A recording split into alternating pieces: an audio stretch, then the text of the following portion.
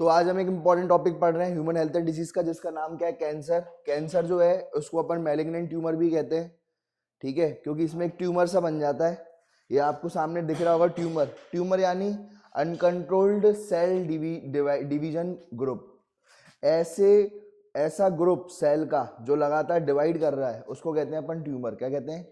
Tumour. Tumour समझ में आ गया। अब ये इसमें अगर अपन देखें तो यहाँ पर जो एबनॉर्मल सेल ग्रोथ होती है, ठीक है, इसमें एबनॉर्मल सेल ग्रोथ होती है, और ये जो एबनॉर्मल सेल ग्रोथ है जरूरी नहीं है यहाँ तक सीमित रहे, ये स्प्रेड भी हो सकती है अदर पार्ट्स ऑफ बॉडी में। ये क्या हो सकती है? अदर पार्ट्स ऑफ बॉडी में स्प्रेड भी हो सकती है अगर मैलिग्नेंट हुआ तो।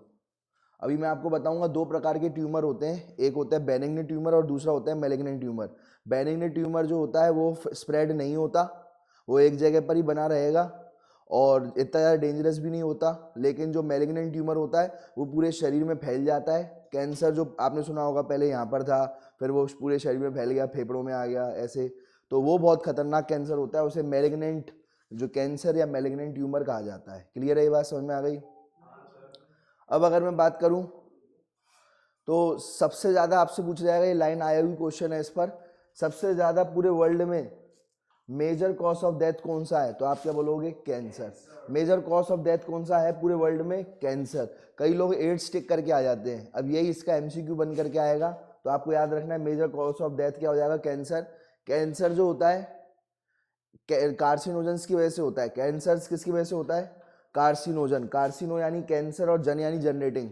जो केमिकल, जो रेस कैंसर को जनरेट करते हैं उनको अपन कार्सिनोजन कहते हैं, ठीक है। जैसे कौन कौन से कार्सिनोजन होते हैं?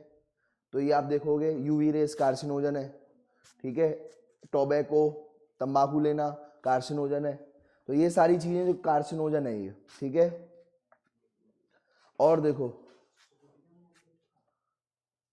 तो इसमें अपन 3 कैटेगरी में डिवाइड किया गया है। इसमें फिजिकल एजेंट, केमिकल एजेंट और बायोलॉजिकल एजेंट। ये एजेंट्स करते क्या है? नॉर्मल सेल को ट्रांसफॉर्म कर देते हैं कैंसरस सेल में। किस में कन्वर्ट कर देते हैं? कैंसरस सेल में कन्वर्ट कर देते हैं एजेंट्स। इसलिए इन एजेंट्स को कहते हैं अपन कार्सिनोजेंस। क्या कहते हैं? कार्सिनोजेंस। तो सबसे पहले फिजिकल एजेंट कौन से हैं? UV rays. कौन सी होती हैं? UV rays. अब इसमें आप देखोगे एक होती है आयोनाइजिंग रेडिएशन और दूसरी होती है नॉन आयोनाइजिंग रेडिएशन। अब अंतर क्या होता है आयोनाइजिंग और नॉन आयोनाइजिंग रेडिएशन में? बताओ। आपने केमिस्ट्री में पढ़ा होगा एनर्जी या ऑफ आयोनाइजेशन, सुना है? क्या होता है एनर्जी ऑफ? सुना है? आयोनाइजेशन एनर्जी क्या होती है?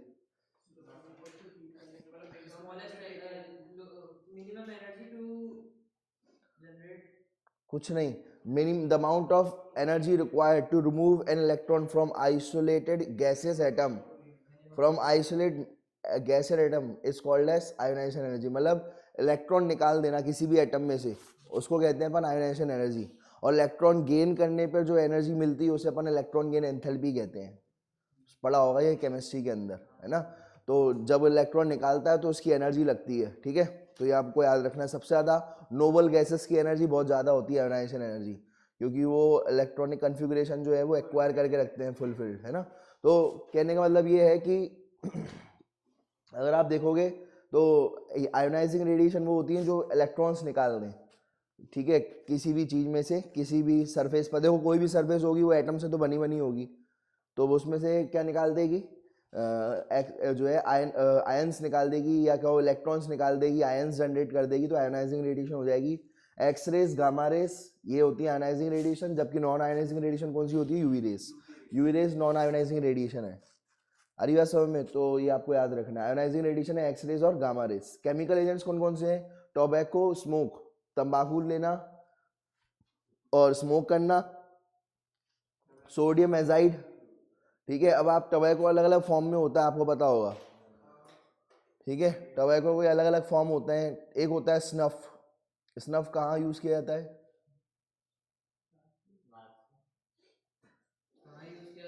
है ना।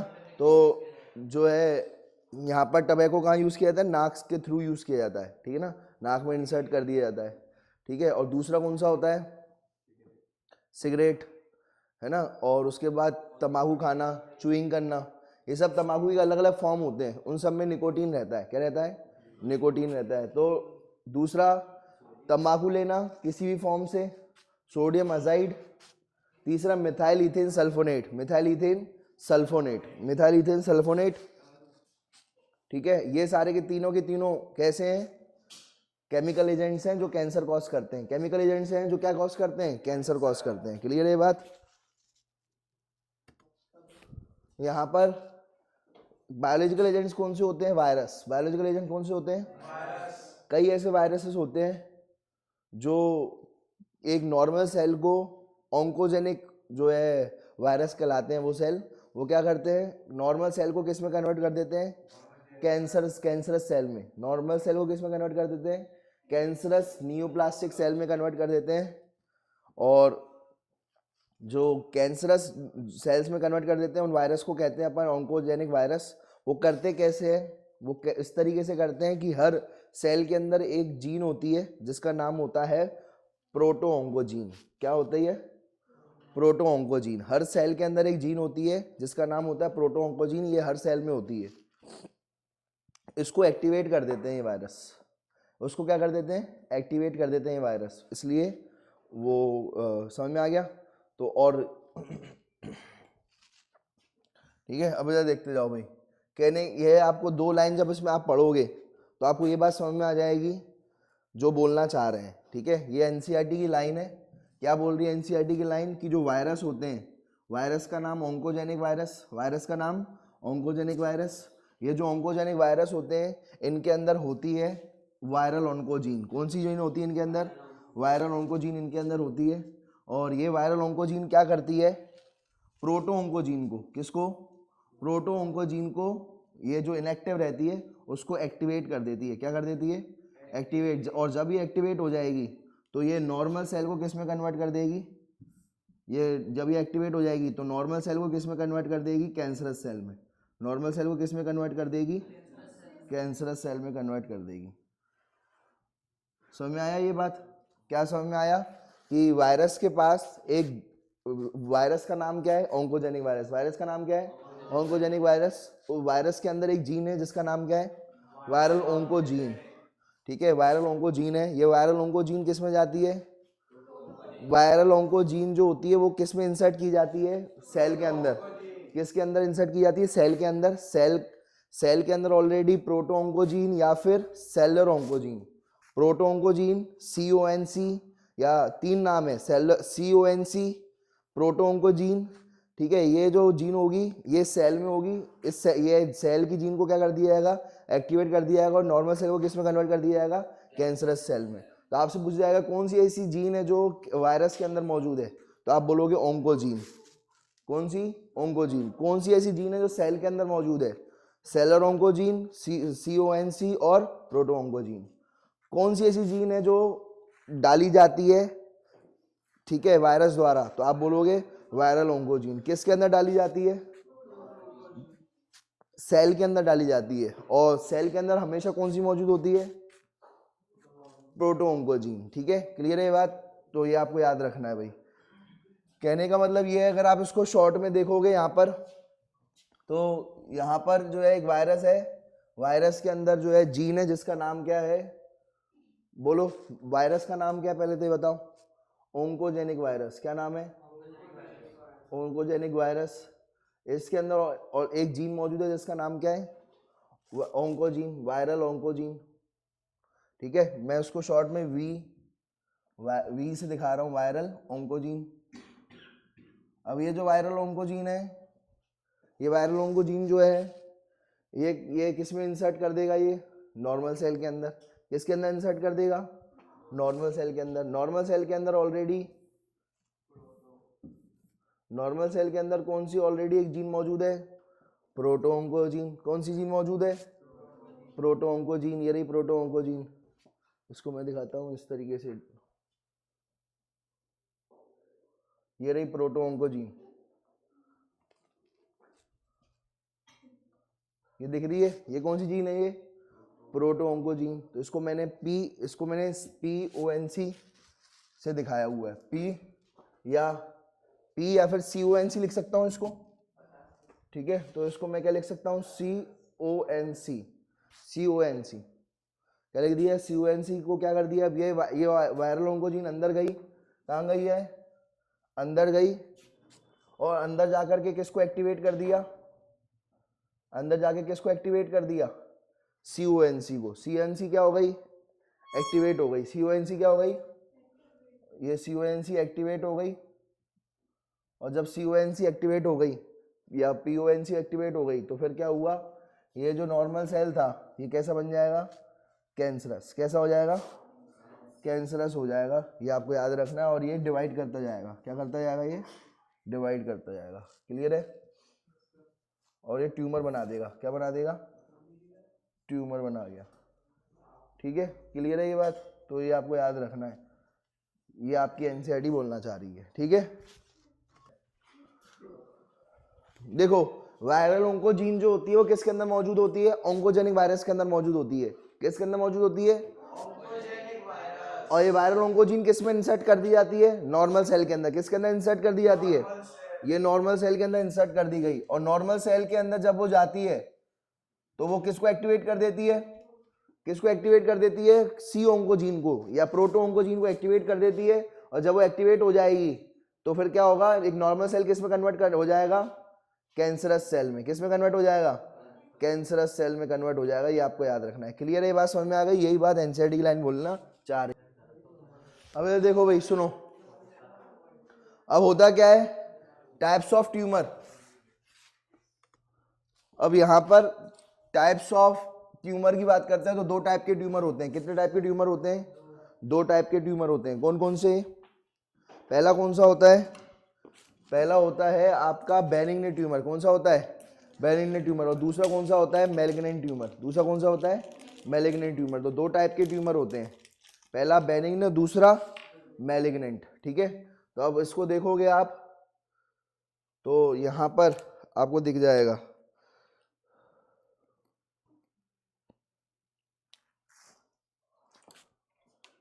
बेनिग्न ट्यूमर मैंने आपको बताया था कि उत्तर बना के लिखना है। पहला बेनिग्न ट्यूमर जो होता है ये एक कन्फाइंड टू ओरिजिनल लोकेशन, ये वहीं पर ही कन्फाइंड रहता है। क्या रहता है, कन्फाइंड रहता है, चेंज नहीं होता। जबकि ये क्या करता है, invade and damage surrounding tissue. ये क्या करता है, invade and damage surrounding tissue. तो पहला अंतर ये हो गया दोनों के बीच, समझ आ गया। बेनिग्न ट्यूमर का रहेगा उसी जगह पर रहेगा, जबकि मैलिग्नेंट ट्यूमर क्या रहेगा, अलग अलग जगह पर जाएगा और डैमेज कॉज करेगा। मतलब समझ में आ गया। जो अगर मान के चलो कोई ट्यूमर है वहीं का वहीं मौजूद है आपके, ठीक है, बदल नहीं रहा लोकेशन, तो उसको क्या कहेंगे, बेनिग्न ट्यूमर। और जो बार बार लोकेशन चेंज कर रहा है, ठीक है, मतलब यहाँ पर भी कर दिया ट्यूमर, फिर थोड़े टाइम बाद गले में भी कर दिया, फिर उसके बाद फेफड़े में भी कर दिया, तो उसको कहेंगे अपन मैलिग्नेंट ट्यूमर। क्या कहेंगे, मैलिग्नेंट ट्यूमर। दूसरा देखो, do not spread to other location. ये दूसरे, ये जो है अदर लोकेशन पर जो है इफेक्ट नहीं करता। ठीक है, और यहाँ पर क्या लिखा हुआ है, ये जो है स्प्रेड करता है दूसरी लोकेशंस में भी। ये भी क्या करता है, स्प्रेड करता है दूसरी लोकेशन में, बहुत ज़्यादा स्प्रेड करता है। ये लिटिल डैमेज कॉज करता है। ये क्या कॉज करता है, लिटिल डैमेज। लेकिन ये क्या करता है, बहुत ज़्यादा डैमेज करता है। These cell actively divide and grow. ये जो सेल हैं इसके एक्टिवली डिवाइड करते हैं, ग्रो करते हैं, और नॉर्मल सेल को भूख में मार देते हैं। किसमें, स्टार का मतलब क्या है, ठीक है, स्टार का मतलब क्या होता है कि ये स्टार्विंग कर रहे हैं, भूख से मर गए। भूख से क्या हो गए, नॉर्मल सेल डाई कर जाएंगे, डेड कर जाएंगे। ठीक है, आई बात समझ में। तो मतलब कहने का मतलब ये है कि ये आपका कौन सा है, कैंसरस सेल है, और कैंसरस सेल के आसपास जो कोई सेल होगा वो भूख से मर जाएगा, क्योंकि वो उसको क्या नहीं मिल रहा है, न्यूट्रिएंट्स नहीं मिल रहे हैं। क्या नहीं मिल रहे, न्यूट्रिएंट्स नहीं मिल रहे, तो ये क्या हो जाएगा, भूख से मर जाएंगे। ये वाले नॉर्मल सेल मर रहे हैं, जबकि कैंसरस सेल क्या करते जा रहे हैं, डिवाइड करते जा रहे हैं। ठीक है, तो मतलब जहाँ पर भी जाएंगे वहाँ नुकसान करेंगे ये, आसपास के टिश्यू का, आसपास के सेल का।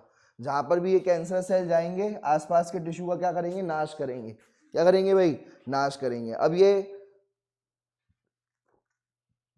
इनकी जो प्रॉपर्टी होती है, M for malignant tumour, M for metastasis, M for, ये 100% बहुत ज्यादा ये क्वेश्चन आया हुआ क्वेश्चन है, ये बहुत ज्यादा इंपॉर्टेंट है। मेटास्टेसिस क्या होता है, तो मेटास्टेसिस क्या होता है, ठीक है। कैंसरस सेल जो होते हैं, कैंसरस सेल जो होते हैं वो एस्केप कर देते हैं side from origin to and move to the distance place by blood.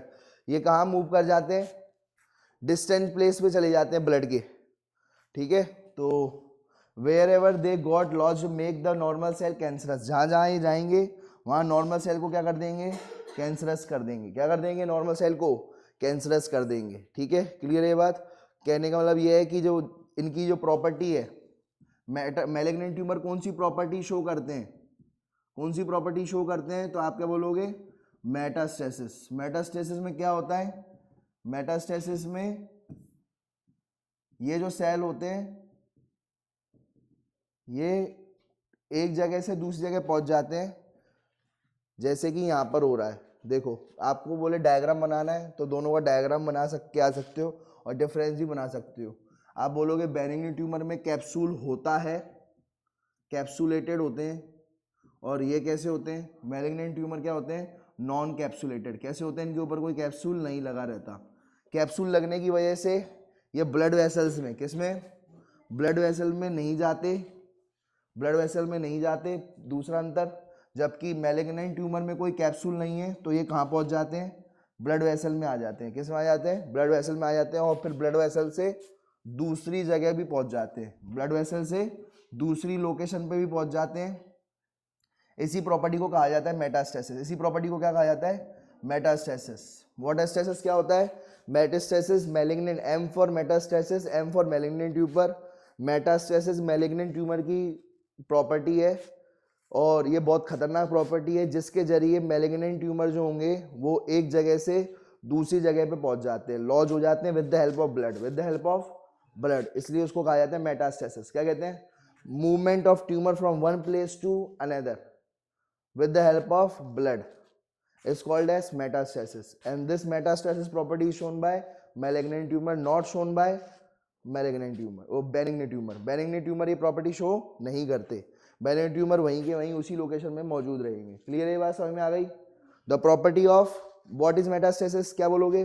The property of malignant tumor by which they move from one location of body to another location of body with the help of blood, with the help of, is called as metastasis, is called as metastasis।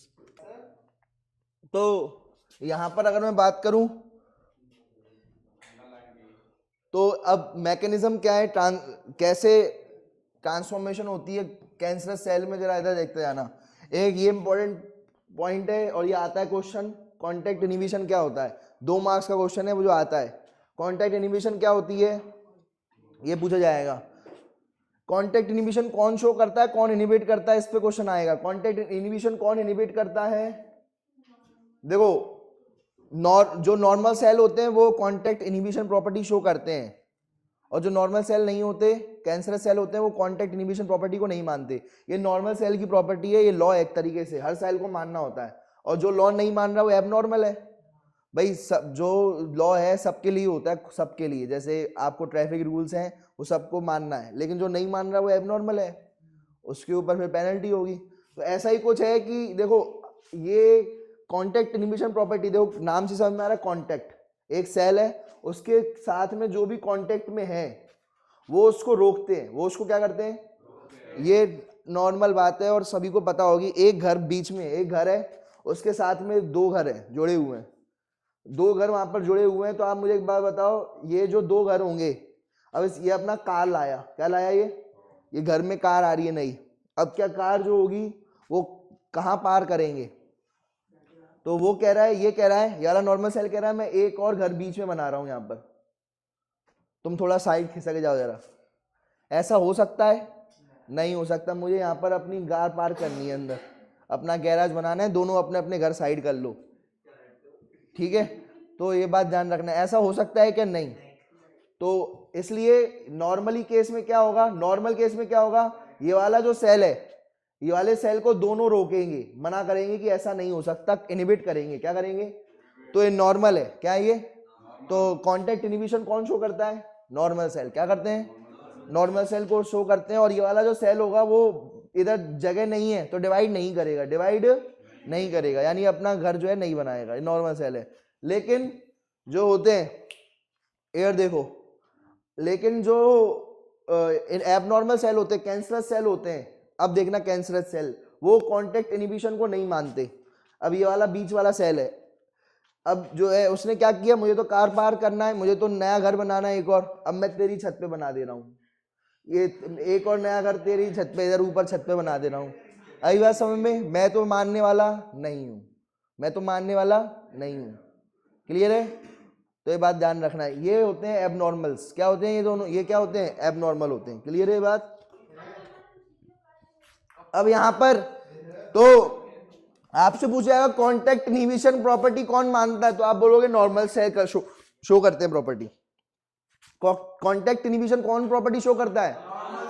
वो inhibit होते भी हैं, बगल वाले से inhibit हो जाते हैं नॉर्मल सेल। कांटेक्ट वाले में जो सेल्स होते हैं ना, कांटेक्ट में जो सेल्स होते हैं उससे इनहिबिट हो जाते हैं। कोई बात नहीं है, हम घर नहीं बना रहे ऊपर तुम्हारी छत पर, कोई इशू नहीं है, मैं एक नया सेल नहीं बना पा रहा, नहीं बना रहा। लेकिन जो ये देखो, ये नॉर्मल सेल है देखो, लेकिन जो एबनॉर्मल सेल होते हैं वो देखो छत पे भी घर बनाने लग गए, बना रहे हैं दूसरे की छत पे भी क्या बना रहे हैं? घर बना रहे हैं। एक तरीके से डिवाइड कर रहे हैं, दूसरे की सेल के ऊपर भी क्या कर रहे हैं? डिवाइड कर रहे हैं, ऊपर ही ऊपर। देखो यहाँ पर नहीं कर रहा कोई, बना रहा है ऊपर? नहीं बना रहा। आई बात समझ में? ये नॉर्मल है और ये वाले कौन से हैं? कैंसरस। कौन से हैं वाले? कैंसरस सेल है। क्लियर है बात? और कैंसरस सेल जो है वो कौन सी प्रॉपर्टी भूल चुके हैं, कौन सी प्रॉपर्टी लॉस कर चुके हैं? कांटेक्ट इनहिबिशन प्रॉपर्टी को लॉस कर चुके हैं, जिसकी वजह से कैंसर सेल लगातार डिवाइड करते जाते हैं और एक गुच्छा बन जाता है सेल का। क्या बन जाता है? एक सेल का। देखो इधर, देखो इधर सेल का, देखो एक लाइन है पूरी, एक यहाँ पर सेल का क्या बन गया है? गुच्छा बन गया है। इसको अपन कहेंगे ट्यूमर। क्या कहेंगे? ट्यूमर कहते हैं। क्लियर है ये बात? समझ में आ गई? अब इधर देखते जाना। अब कैसे पता लगाओगे? डिटेक्शन क्या है कैंसर का? क्या डिटेक्शन है तो यार समझो, क्या क्या क्या डिटेक्शन है। इधर देखो भाई, डिटेक्शन ऑफ कैंसरस सेल। ठीक है, अब सबसे पहला वाला डिटेक्शन क्या है? बायोप्सी। क्या है? बायोप्सी। बायोप्सी क्या कहती है? बायोप्सी क्या कहती है कि आपने, बायो यानी होता है लिविंग, बायो यानी क्या होता है? लिविंग। और ऑप्सी यानी क्या होता है? कट करना, ऑपरेशन करना। तो बायोप्सी में हम क्या करते हैं कि जो भी लगता है, जहां से भी ट्यूमर है, उस चीज को हम कट कर देते हैं। उस चीज को क्या कर देते हैं? कट कर देते हैं। ठीक है, तो कट करके उसके छोटे छोटे टुकड़े करके, और फिर उसके बाद बहुत पतली सी स्लाइस लेकर के माइक्रोस्कोप में डालते हैं, उसको कलर करते हैं और फिर उसको माइक्रोस्कोप से देखते हैं और कैंसर सेल की निशानी होती है वो पहचानते हैं। कैंसर सेल की जो निशानी होती है वो पहचानते हैं अपन। आई बात समझ में? तो इसमें क्या करते हैं? टिश्यू लेते हैं या ब्लड, हो सकता है ब्लड कैंसर हो, तो टिश्यू या ब्लड लिया जाता है, या फिर बोन मैरो से लिया जाता है सैंपल। ठीक है, और जो है जो भी जो लिखा हुआ है बायोप्सी में क्या क्या चीज लेते हैं, या टिश्यू लेते हैं, कोई ब्लड का सैंपल लेते हैं, कोई बोन मैरो का सैंपल लेते हैं, या कोई पीस लेते हैं जिसका सस्पेक्टेड टिश्यू का, मतलब हमें लग रहा है कैंसर इसको मुंह का है, तो हम मुंह का सस्पेक्टेड टिश्यू है, मुंह का ही सैंपल लेंगे। ऐसे नहीं तुम पैर का सैंपल ले रहे हो। आई बात समझ में? कैंसर तुम्हें मुंह में लग रहा है तो मुंह का ही जो सैंपल लोगे, सस्पेक्टेड टिश्यू का आपने सैंपल ले लिया। ठीक है, उसको कट करा, क्या करा, और उसके कितने सेक्स क्या बनाए? चॉपिंग कर दी, थिन सेक्शन बना दिए। क्या बना दिए? पतले पतले सेक्शन, थिन सेक्शन बना लिए। उसको फिर कलर किया। क्या किया? स्टेन यानी होता है कलर करना। स्टेन यानी क्या होता है? कलर करना। कलर किया और फिर उसको किस में देखा? माइक्रोस्कोप में। किस में देखा? माइक्रोस्कोप में देखा। किसने देखा? तुमने कि पैथोलॉजिस्ट ने? पैथोलॉजिस्ट ने। ठीक है, जब कलर करके पैथोलॉजिस्ट देखेगा तो फिर आपको वो बताएगा कि भैया ऐसा है। ठीक है, कि आपको जो है कैंसर है या नहीं है वो आपको बता देगा। ठीक है, कैंसर सेल की पहचान करके। देखो, तो यहां पर जो है क्या किया, देखो मैं आपको एक सिंपल अंतर बता देता हूं जो मैंने पहले नहीं बताया है। ठीक है, जिसने अभी तक देख लो, सुनो, एक सेल और दूसरे सेल में क्या अंतर होता है? ये नॉर्मल सेल है और ये कैंसरस सेल है। क्या अंतर है? शेप में। ये नॉर्मल सेल का न्यूक्लियस और ये कैंसरस सेल का न्यूक्लियस, क्या अंतर है? Shape and size. Shape and, किसका बड़ा है? नॉर्मल सेल का जो न्यूक्लियस है वो छोटा है, स्मॉल है, और रेगुलर शेप का है। और अगर आप ये देखोगे कैंसरस सेल का, किसका, कैंसरस सेल का देखोगे तो इसका जो बड़ा रहेगा, लार्ज रहेगा और इरेगुलर रहेगा। इरेगुलर शेप है किसका, न्यूक्लियस का। तो दोनों में अंतर समझ में आ गया। ये क्या है, नॉर्मल सेल है और ये कौन सा है, कैंसरस सेल। कौन सा है ये, कैंसरस सेल। ठीक है, इसमें साइटोप्लाज्म कैसा दिख रहा है, व्हाइट कलर का। इसमें व्हाइट कलर का साइटोप्लाज्म दिख रहा है, ये साइटोप्लाज्म है। और इसमें देखो ये साइटोप्लाज्म, इसमें देखो कैसे कलर का दिख रहा है, पेल कलर साइटोप्लाज्म।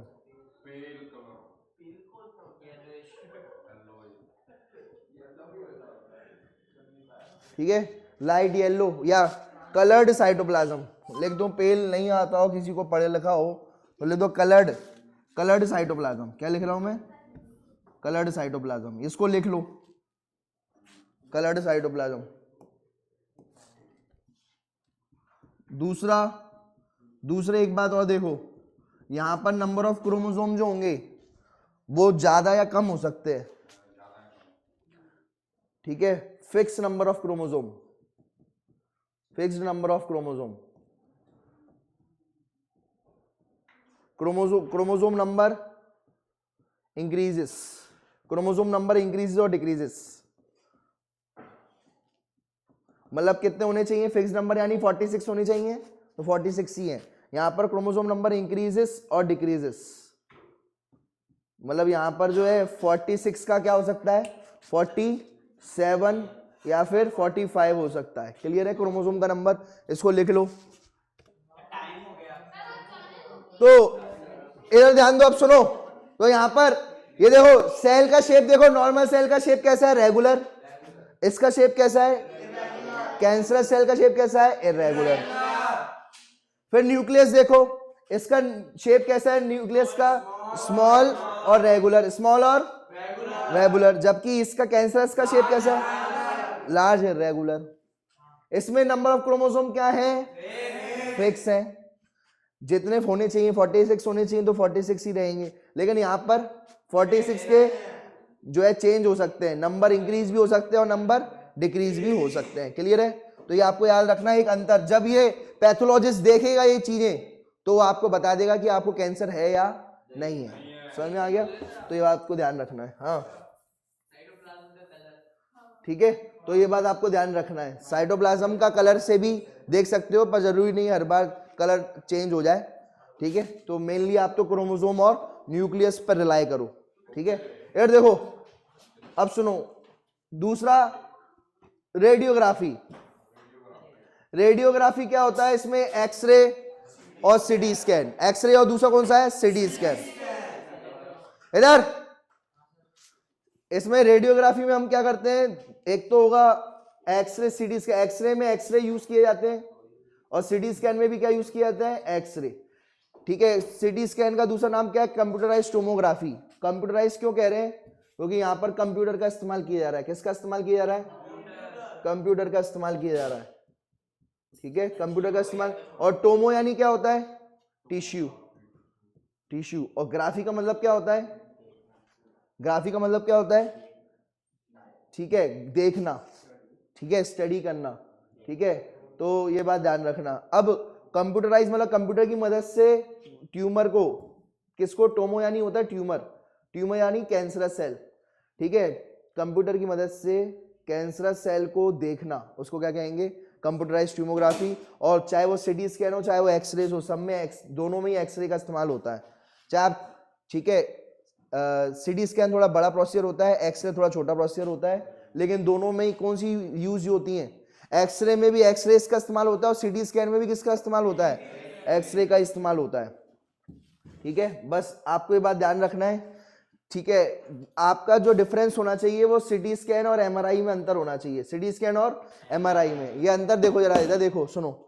सीटी स्कैन जो होगा, सीटी स्कैन यानी कंप्यूटराइज्ड टोमोग्राफी। सीटी स्कैन यानी क्या होगा, कंप्यूटराइज्ड टोमोग्राफी। जो आपको दिख रहा है ये आपको, ये भी 3D इमेज देगा और ये भी एमआरआई भी क्या देगा, 3D इमेज देगा।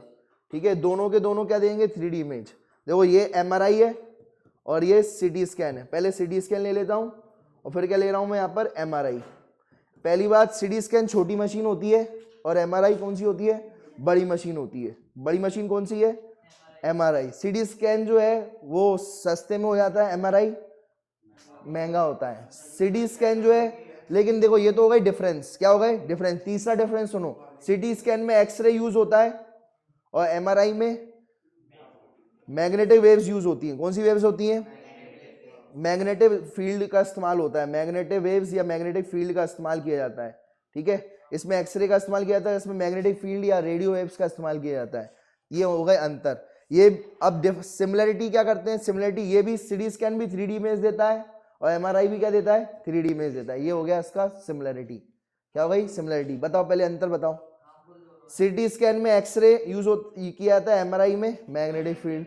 सीटी स्कैन सस्ता होता है, चीप होता है, जबकि ये क्या होता है, एमआरआई थोड़ा क्या रहता है, कॉस्टली रहता है। इसकी मशीन कैसी है सीटी स्कैन की, छोटी मशीन है, स्मॉल मशीन है, ठीक है। और इसकी मशीन कैसी है, एमआरआई थोड़ी महंगी मशीन है, ठीक है। तो ये बात ध्यान रखना, एमआरआई थोड़ी महंगी मशीन है। दूसरा क्या बोलोगे, सीटी स्कैन जो है एमआरआई में प्रिकॉशंस लेने पड़ते हैं, कोई मेटल वाली चीज नहीं लेके जा सकते उस रूम में, पीछे चलेगा, है ना। हाँ बिल्कुल बिल्कुल सही कह रहा है, ठीक है। तुम्हें पता होगा मैग्नेटिक फील्ड जो होती है वो क्या करती है, अट्रैक्ट करती है, ठीक है। तो वो देखो कोई भी आप है ना यहाँ पर बाली पहले उतरवा देते हैं। चेन अगर पहनी है, हाँ चेन पहनी है, कोई दिक्कत नहीं, उतार दो, बाद में मिल जाएगी, टेंशन नहीं लेना, ठीक है। तो चेन वेन उतार दी जाती है। कोई भी मेटल वेटल पहना हुआ है तो वो आपको उतारना पड़ेगा, नहीं तो फिर मैग्नेटिक वेव क्या होती है, वो उसको अपनी तरफ अट्रैक्ट कर लेती है, मैग्नेटिक फील्ड। आई बात समझ में।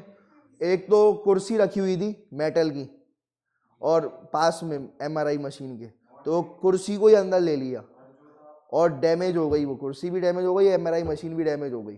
तो ये थोड़ा सावधानियां बरतनी पड़ती है जब अपन एमआरआई करवाते हैं तो, ठीक है। एक क्वेश्चन ये पूछा था पर याद नहीं आ रहा इसका आंसर क्या था सर, अपने ब्लड में भी तो आयरन होता है। अपने ब्लड में भी तो आयरन होता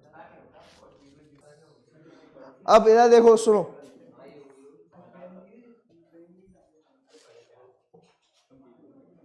एक्सरे जो होती है वो कैसी होती है, आयोनाइजिंग रेडिएशन। सीटी स्कैन में किसका यूज किया जा रहा है, एक्सरे का। एक्सरे कैसी होती है, आयोनाइजिंग। कैसी होती है, आयोनाइजिंग रेडिएशन होती है। और ये कैसी होती है, मैग्नेटिक फील्ड कैसी होती है, नॉन आयोनाइजिंग। कैसी होती है ये, नॉन आयोनाइजिंग होती है। कैसी होती है, नॉन आयोनाइजिंग। समझ लो बात को। तो ये एक्सरे जो होती है वो आयोनाइजिंग होगी और मैग्नेटिक फील्ड कौन सी है, नॉन आयोनाइजिंग। अब इसको लिख लो जरा उसको। ये देखो यहां पर आप जो है ये लिख देना भाई, एमआरआई और सीटी स्कैन के अंदर। एमआरआई जो होता है, एमआरआई क्या यूज करता है, मैग्नेटिक वेव्स। क्या यूज करता है, मैग्नेटिक वेव्स। दूसरा सीटी स्कैन क्या यूज करता है, सीटी स्कैन क्या यूज करता है, एक्सरेस, ठीक है। एमआरआई किसके लिए यूज होता है, सॉफ्ट टिश्यू के लिए। किसके लिए, सॉफ्ट टिश्यू, जैसे लिगामेंट, टेंडन वगैरह। और ये हार्ट टिश्यू किसके लिए यूज होता है, हार्ट टिश्यू, जैसे लाइक बोन, ठीक है। इसमें आपको एक बात ध्यान रखना, सुनाए, इसमें जो है इम्प्लांट,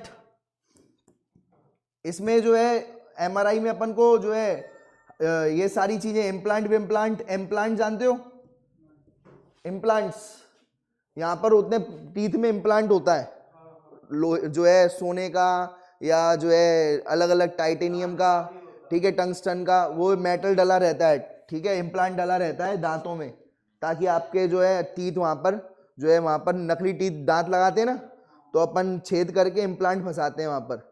इम्प्लांट कुछ नहीं होता है, एक स्क्रू टाइप का होता है, जस्ट एक, हाँ उसको इम्प्लांट कहते हैं। एक स्क्रू टाइप का होता है जो दांत की हड्डी होती है, एल्वोलर बोन, उसके अंदर घुसा दिया जाता है, वो स्क्रू टाइप का होता है। उस स्क्रू से अपन, उस स्क्रू से किसको कस देते हैं, ऊपर होता है क्राउन, ऊपर क्या होता है, दांत के ऊपर वाला जो पोर्शन होता है उसको कहते हैं क्राउन, वो क्राउन डाल दिया जाता है। आजकल जो क्राउन होते हैं, जो सेरेमिक वगैरह का अच्छा क्राउन होता है, वो अपन उसमें फंसा देते हैं, तो वो नॉर्मल दिखता है, लेकिन अंदर से उसमें एक स्क्रू डला है लोहे का, मतलब लोहा मतलब जो है मेटल का, मेटल कोई मेटल हो सकता है, आपके डिपेंड करता है वो मेटल, आप सोने का डलवा दो। नोबल मेटल यूज करते हैं जो रिएक्ट ना करे बॉडी से, समझ रहे हो बात को, मेनली नोबल गैस का इस्तेमाल किया जाता है। तो इम्प्लांट वगैरह जो है वो इम्प्लांट हो गया, आपने कोई बाली पहनी हुई है, ईयररिंग्स, ईयररिंग्स वगैरह क्या करनी पड़ेंगी, रिमूव करनी पड़ेंगी, क्या करनी पड़ेंगी, इम्प्लांट को रिमूव करने के लिए हाँ इम्प्लांट भी रिमूव करना पड़ेगा। दांत में जो इम्प्लांट है वो भी तो लोहे का है, वो बाहर खींच के आ जाएगा दांत बाहर, समझो बात को, तो वो भी रिमूव करना पड़ेगा। या मान के चलो, या मान के चलो कोई जो है फीमेल लेडी है वो कॉपर्टी, वो भी इम्प्लांट, वो क्या कॉपर्टी वगैरह क्या है ये, कॉपर्टी का, उसको भी तो इम्प्लांट्स कहते हैं, क्या कहते हैं, कॉपर्टी वगैरह, कॉपर 7, ये भी तो इम्प्लांट्स होते हैं। तो वो अगर यूज किए हुए हैं तो उसको भी क्या करना पड़ेगा, रिमूव करना पड़ेगा। क्या करना पड़ेगा, कॉपर्टी वगैरह जो है वो भी रिमूव करना पड़ेगा। जबकि यहाँ पर नो, सर आप ही बताइए प्रॉपर्टी प्रॉपर क्या नॉट इम्पॉर्टेंट टू रिमूव, ठीक है। तो ये आपको याद रखना है। यहाँ पर जैसे ये यूट्रस है, यूट्रस के बीच में इस तरीके से कॉपर्टी लगी रहती है, ठीक है। ये कॉपर्टी क्या करती है, ये कनेक्ट नहीं होने देती, ऊपर एग रह जाता है, स्पर्म नीचे रह जाता है, कहने बीच में उसको रोक देती है, ठीक है। वो होती है कॉपर्टी वगैरह, कॉपर 7 वगैरह, ठीक है ना। अब ये टी शेप की है तो कॉपर्टी, 7 शेप की हो जाएगी तो कॉपर 7, ठीक है, ठीक है। तो ये बात ध्यान रखना, ठीक है। चलो अब देखते जाओ भाई, सुनो दूसरा आप क्या लिखोगे यार, देखो दूसरा आप क्या लिखोगे, सुनो, देखो देखो सुनो, आप और क्या लिख सकते हो कि एमआरआई जो होता है ये एमआरआई जो होता है कॉस्टली होता है, और ये क्या रहता है, चीप रहता है, ठीक है। बस इससे ज्यादा मत लिखो, ठीक है, इससे ज्यादा मत लिखो, ज्यादा डिटेल में आएगा नहीं, क्योंकि वो मैं कोई ऑनलाइन मैम की तरह नहीं पढ़ाना चाहता जो डिटेल जा रहे हैं जो आए नहीं, समझ रहे हो बात को। तो ये जितना मैक्सिमम कभी आ जाएगा तो 2 मार्क्स का आएगा मैक्सिमम, नहीं तो ये आएगा ही नहीं। तो अपन ज्यादा डिटेल में नहीं जाएंगे, ठीक है। के लिए ये ज्यादा टाइम के लिए होता है, हाफ एन आवर लग जाता है, लगभग हाफ एन आवर लग जाता है, समझ रहे हो। और ये जो है 10-15 मिनट में, हार्डली 10 मिनट में, मैक्सिमम 10 मिनट में खत्म हो जाएगा, ये 10 मिनट में प्रोसीजर खत्म हो जाएगा, समझ रहे हो। ऐसी बहुत सारी और भी चीजें हैं वो आपके सिलेबस में नहीं है, ठीक है, क्लियर है। चलो ठीक है। तो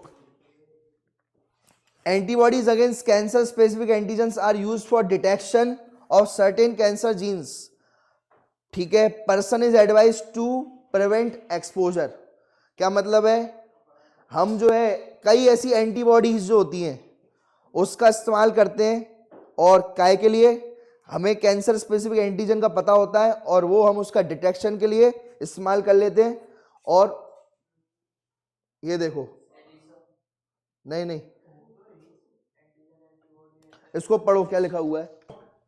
तो यहां पर ये जो दिख रही है तुम्हें ये एंटीबॉडीज, इसका नाम क्या है, मोनोक्लोनल एंटीबॉडीज। क्या नाम है, मोनोक्लोनल एंटीबॉडीज। ये मोनोक्लोनल एंटीबॉडीज जो होती है ये कैंसरस सेल को पहचान लेती है। किसको पहचान लेती है, हो सकता है ये WBC घूम रही हो, ये WBC है, ये WBC है, व्हाइट ब्लड सेल है, ये घूम रही है, और लेकिन वो समझ नहीं पा रही कि ये कैंसरस सेल है, वो समझ नहीं पा रही कि क्या है ये कैंसरस सेल है, बच जा रही है, हाल निकल जा रही है। लेकिन क्या करती है मोनोक्लोनल एंटीबॉडीज, अब जैसे मान के चलो जहां भीड़ लगेगी वहां पर तो आदमी जाएगा ना, वहां वो तो चीज पहचान में आएगी ना। चोर अकेला घूम रहा है तो समझ में नहीं आएगा, लेकिन अगर चोरों के आसपास क्या लग जाए, भीड़ लग जाए, क्या लग जाए, तो वो आप ये समझ जाओगे कि ये चोर है और ये पिट रहा है, तो पहचान जाओगे। हो सकता है पुलिस भी समझ में आ जाए, पुलिस देखेगी कि ये चोर, इसने चोरी करी है, तो ये मान के चलो ये पुलिस है, क्या है ये, और ये चोर है, क्या है ये, चोर है ये, ठीक है। अब देखो चोर ऐसे समझ में नहीं आ रहा, अकेला घूम रहा है, किसी को समझ में नहीं आ रहा, लेकिन ये क्या है, पब्लिक है, क्या है ये पब्लिक है। पब्लिक ने पहचान लिया कि ये चोर है, मोबाइल जो है चोरी कर रहा है ये, तो पब्लिक जो थी, मोनोक्लोनल एंटीबॉडीज जो थी, ये पब्लिक ये इकट्ठा हो गई, क्या हो गई ये, और ये बाइंड हो गई, किससे बाइंड हो गई, कैंसर के एंटीजन के साथ, कैंसर के ये एंटीजन लगा हुआ है ये, ठीक है, ये एंटीजन है, इसको हाल पहचान लिया, समझ लो बात को। ये एंटीजन मतलब समझ लो ये चोर है और ये लेके घूम रहा है नाइफ। क्या लेके घूम रहा है? ये इसका नाइफ है, नाइफ है, या कह लो इसकी बंदूक है, पिस्तौल है, रिवॉल्वर है। अब ये नाइफ और पिस्तौल किसने नहीं देखी? डब्ल्यूबीसी या पुलिस ने नहीं देखी। किसने नहीं देखी? पुलिस ने नहीं देखी, ठीक है। लेकिन किसने देख ली? लेकिन किसने देख ली? जो है पब्लिक ने देख ली। पब्लिक कौन है? पब्लिक कौन है? Monoclonal antibodies. किसने देख ली? मोनोक्लोनल एंटीबॉडीज या पब्लिक ने देख ली। और पब्लिक ने क्या लगा दी? भीड़ लगा दी। क्या लगा दी? और पकड़ना चालू कर दिया कि ये पिस्तौल जो है ये अंदर रखो उसको, या हमें वापस कर दो, या जो है तुम्हारी शिकायत कर रहे हैं। तो अब जैसी डब्ल्यूबीसी आई या पुलिस आई, उसने देखा और हमारे इम्यून सिस्टम ने क्या कर दिया? अटैक कर दिया इस पर। क्या कर दिया? अब चोर को जो है जेल में ले गए। चोर को क्या लेके ले गए? तो बताओ किसने मदद करी डिटेक्शन में? पब्लिक। पब्लिक यानी मोनोक्लोनल एंटीबॉडीज। पब्लिक यानी, तो मोनोक्लोनल एंटीबॉडीज जो होती हैं, मोनोक्लोनल एंटीबॉडीज किससे अटैच हो जाती हैं? मोनोक्लोनल एंटीबॉडीज किससे अटैच हो जाती हैं? बोलो भाई, किससे अटैच हो जाएंगी? ठीक है, एंटीजन पिस्तौल से अटैच हो जाएंगी। पिस्तौल पकड़ लेंगी, कहीं ये कुछ गलत ना कर ले, तो पिस्तौल से अटैच हो जाएंगी, पकड़ लेंगी पिस्तौल उसका। और कौन देख लेगा उस चीज को? पुलिस देख लेगी, यानी डब्ल्यूबीसी देख लेगी। कौन देख लेगी? डब्ल्यूबीसी देख लेगी। और डब्ल्यूबीसी क्या कर देगी? अटैक कर देगी चोर पर। या पुलिस किसका अटैक कर देगी? चोर पर अटैक कर देगी। आई बात समझ में? तो ऐसे कहते हैं एंटीबॉडीज की हेल्प से डिटेक्ट करना। किसने मदद करी डिटेक्शन में? मोनोक्लोनल एंटीबॉडीज ने। किसने हेल्प करी? मोनोक्लोनल एंटीबॉडीज ने, ठीक है, कैंसर सेल को डिटेक्ट करने में। और फिर उसको अटैक किसने किया? हमारे खुद के इम्यून सिस्टम ने, ठीक है। क्लियर है? तो ये बात आपको